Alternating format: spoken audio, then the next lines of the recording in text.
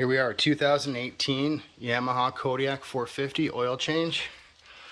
First, you're going to pop off this little cover. You can pop off 1, 2, and then it kind of slides out of the back. You're going to go to this piece. You're going to take off 1, 2, 3 bolts using a 7mm. Nice and easy, that pops right off.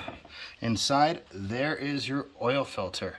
I'm going to tuck a little rag in here for when we turn it, just to catch any oil if it kind of spills into the engine there. Underneath, there's the hole right there. 3/4 socket.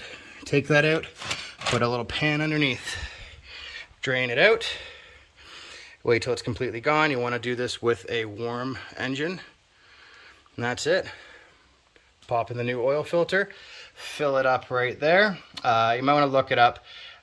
I think it's almost 2 quarts, 2 liters, around there somewhere. I can get back to you on that, but yeah, it's that simple. Pop it in right here with the spring.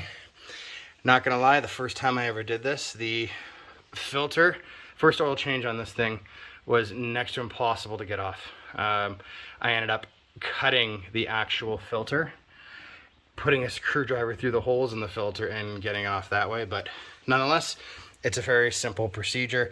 I put this on 2x4s on both sides just to give me an extra couple inches, because that's all you need to get under it. And there you have it, man. Nice and easy. Here we are, continuation. Plugs out. That came out like a projectile vomit. That was nuts. Anyway, it came out pretty quick. It's still draining. Gonna run up in here. Thankfully, this was loose. I could just do it by hand. So I'm just going to continue twisting it. Keep it going. You can see the air is letting it flow through. It's actually letting some more oil out now. As I loosen it. Not too much of an awkward spot considering most of these little jobs. Alright, man, that's it. That's out. That's it. We're going to screw the new one in. Right there. Once that's drained, we're going to cap it up. There it is. That is how it goes back in. That's how it came out. That's how it goes back in. It's kind of spring loaded. You got to kind of push it up, get the first couple threads going, and then you can tighten it up, tighten it back up. And that's that. Thanks for watching. All right, bolts back in. You just kind of push it, force the spring, get the few threads going, and you're good to go. Now I'm just going to put all this back together and put some oil in it. It's actually 2.6 liters or 2.75 quarts to fill this of your 4-stroke ATV oil, I guess, of your choice.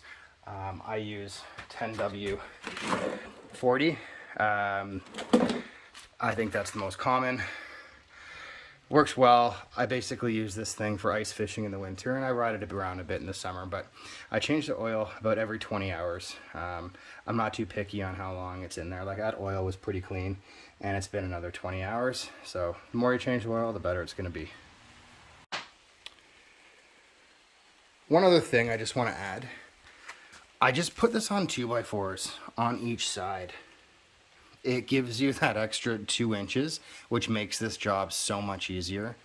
If you're not elevated that extra 2 inches, it's, I don't know how big you are, but it's hard to get in there. It's so awkward to get it back, to put everything back. It just gives you that clearance you need.